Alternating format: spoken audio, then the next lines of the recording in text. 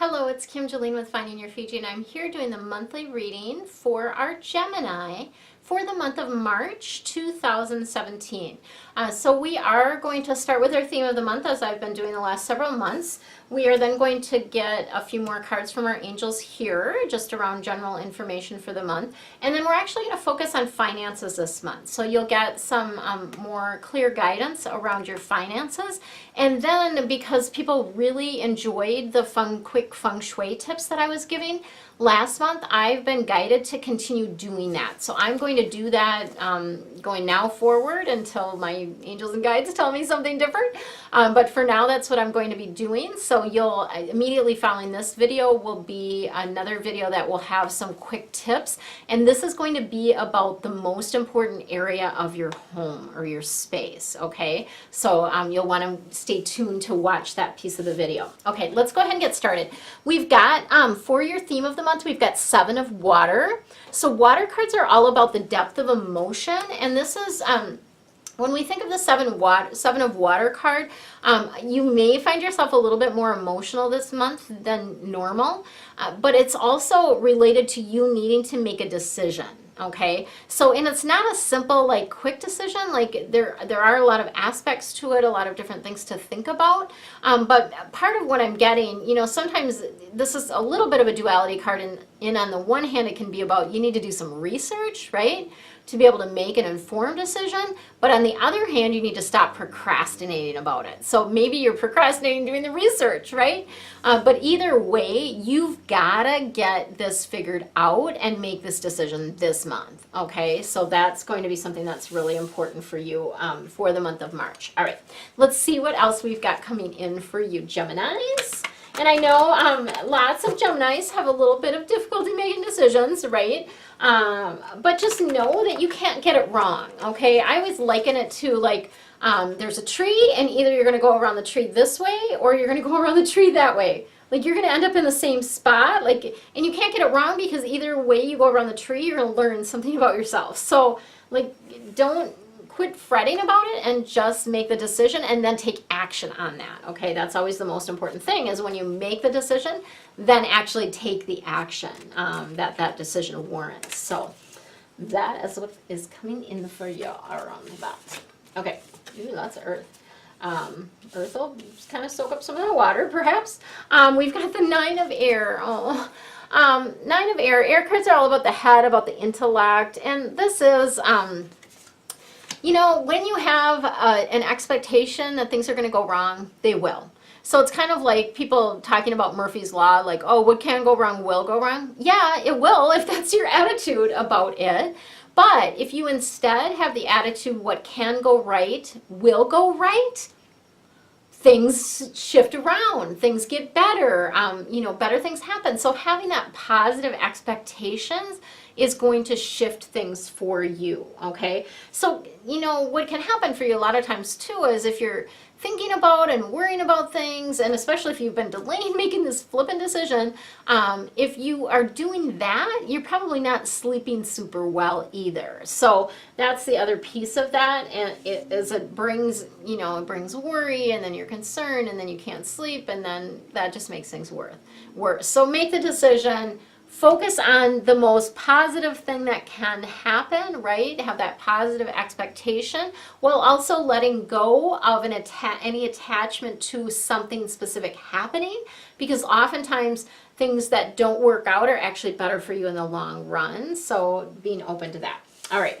And then we've got the Page of Earth coming in. Earth cards are all about how you make your money and what you need to do to be here on Earth. The Page of Earth is a duality card. So on the one hand about a person, on the other hand about a circumstance or experience.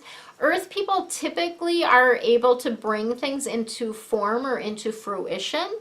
This particular Page of Earth loves school. They may be somebody that has multiple degrees.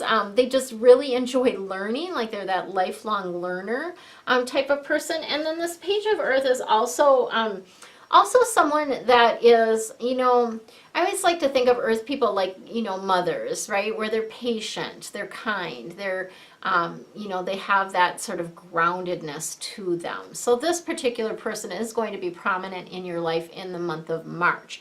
Now the other side of this is about good news related to finances. So this can be, just, like for me, I just got news that I'm getting a tax refund, yay, right? It can be something around that. It can be just news of a new client. There can be all kinds of different things that come in around good news with that. But part of this card also for you is that you're really a little bit bored. Like you want something more challenging, and going back to school, or in school, I use that term loosely because school can just be taking classes. It doesn't have to be a formal like college or that type of thing. But it's a new area of study for you, okay? So it's something new that's going to be challenging, that you're going to enjoy, that's going to be fun for you. And that's coming in the month of March is what I'm seeing around that. All right, and then we have the Three of Earth coming in. Again, Earth cards are all about how you make your money. This Three of Earth is a kind of a creativity and collaboration, okay? So Three of Earth, it typically relates to group work where you're part of a team and being that sort of team player. And if you do that well, be a team player in the month of March, you will get recognition. Like you'll get a pat on the back, you'll get some sort of formal public recognition for that. So that's something that's really good. And it's important for you to use your creativity, bring your creativity to the table, bring it into the group atmosphere so that you can raise the energy of the group, okay? So don't be stingy with your ideas. I mean, I think that's really the piece that they're bringing through for me, for you guys, is don't be stingy with your ideas. Like share openly your ideas to help the group, okay? It doesn't do anyone any good if you keep those to yourself. Okay, so let's see what we have related to your finances for the month of March for your Geminis. And if you like, if you're enjoying these readings, please share. Like, please share this with your friends. Please share it on Facebook. I would love that because it is kind of a labor of love because I spend a lot of time doing these, and I would love to share the joy and the guidance with more people. So feel free to share. And of course, I always love your comments as well. That's always fun to see, kind of hear from your perspective, like, oh yeah, you were right on about this, or oh, this really made me think about that, or that type of thing. Okay, so we've got the moon cycles coming in, which is so perfect because I'm not sure when I'll get this posted, but the new moon is Sunday, February 26th, I believe is the date, because today I'm filming this on the 24th. So I believe Sunday would be the 26th. So that is going to be a new moon. New moons are a great time to set intentions, okay? It's a really good time to like have a solid foundation for what you want to draw in and to really put out there, like, in the next 30 days, this is what I'd really like to manifest. This is really what I'd like to draw into my life, okay? So that moon cycle, and related to your finances, being, putting it out there, what it is that you want, and then asking, is this in my highest interest, right? And how may I best serve, and how may I best create to my highest potential, that type of thing. So kind of watch the words that you're using around that too. Okay, and then we have Archangel Azrael, or I'm sorry, not Azrael, Raziel, really close. Raziel coming in about taking your power back. So time to stand up, Geminis, right? This is about taking the power back and manifesting what you want. So beautiful card that ties into that moon energy, and especially that new moon energy. And this is being around, knowing that you have the ability to co-create whatever it is that you want, okay? This is about stepping up and taking that power back to create what it is that you want in your life. Because for all of us, there's areas of our life that are not ideal or not what we truly want. And so putting it out there that you have the power to shift that and change that. Archangel Haniel is coming in again for you guys, and this is letting you know that you are getting more sensitive. So, The sensitivity can show up in a number of different ways for you Geminis. It can show up in sensitivities to food. It can show up in sensitivities, I'm thinking about this as I'm seeing these fluorescent lights. I'm sensitive to fluorescent lights. The lights right around me are not, and I should probably just turn the other ones off because these lights are plenty bright, but I kind of forget about that.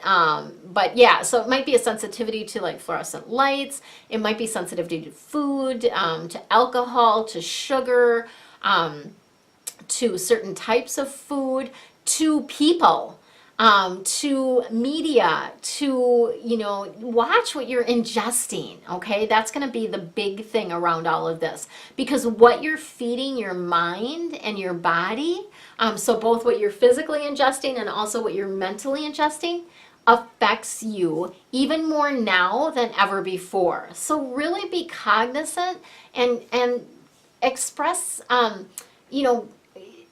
treat yourself with care so that you're only ingesting those things that are of the highest light, okay? That's what's coming in for you guys. All right, so that's what I've got for you guys for the general reading. Stay tuned because I've got the feng shui quick tips for you for the most important area of your home. It relates to opportunities, bringing in opportunities, as well as your career. So much love to you for now. Hello, it's Kim Jolene with Finding Your Fiji, and I'm here with your monthly feng shui quick tips for the month of March 2017. So today we're going to be talking about the most important room, or the most important space, in your home. This also applies to your area of business. If you have a physical business location, this is also something that's going to be pertinent for you for that space as well. So the most important space in your home or in your office or in your business is the front door. So just to be clear, the front door is the door where your address is. This is the door where the general public would come into your space. Typically it will have your house numbers right nearby it or right in front of it. Oftentimes it's at the very front of the home, so the street that your home faces is often the way that it is. Sometimes we find that they're hidden, or they're kind of down along the side of a building. If you have a condo location, that's a potential, or of course if you're in an apartment complex, it would be the door to your space, right? And that would be the front door. And kind of just as a refresher, the way that this Bagua, the feng shui mental map, lays out is the front door is going to be along this line typically. Now, as I said, sometimes the energy, the address is along this side, but the front door might be, along the side, or you might have to walk down a sidewalk to get to the front door over there, or it might be set back. So you might have a garage here, and then this space is sort of missing, and you have a front door that's further back. But wherever your front door is, that is the most important area of the home. Why? Because that is where all the energy comes into your space. That's where all the opportunities find you. That is determines a lot of your luck or good energy in the space. We call this in feng shui the mouth of qi, and qi means energy. So it's the mouth of the energy. It's where the energy comes into the space. So a couple of quick tips of things that you can do to help improve this area, and also to help attract more energy and opportunities to you. Number one is to use it. So use the front door. Lots of people, in particular where I'm from, Minnesota, we, particularly in the winter, often use our garage door to enter our space. So we park in the garage and then we'll come in through the garage door. So lots of people never use their front door. Using it increases the energy and attracts more opportunities to you. So one of the things that I often recommend is to use your front door for 9 days in a row. So what does that mean? Basically, if you park in a garage, you park in the garage, you get out of your car, you walk to the front door, use your key to open the front door, go in the front door. When you leave, you go out the front door, lock the door, go back to your garage, right? You can obviously open the garage from the inside before you go in and out the front door, but using the front door for 9 days in a row helps increase a lot of energy around this. And particularly if you are looking for a job or wanting a career change, because your front door also relates to the career aspects of your space, regardless of whether it's in your career sector or not. The front door relates to your career.